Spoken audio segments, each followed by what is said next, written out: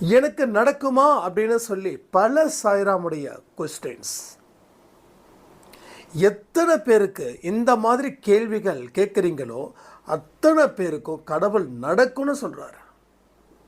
ஏன்னா கேள்வி கேட்காதவர்களுக்கு நடக்கலை, உங்களுக்கு நடக்குதுன்னா நீங்கள் கேள்வியை கேட்க ஆரம்பிச்சிருக்கீங்க.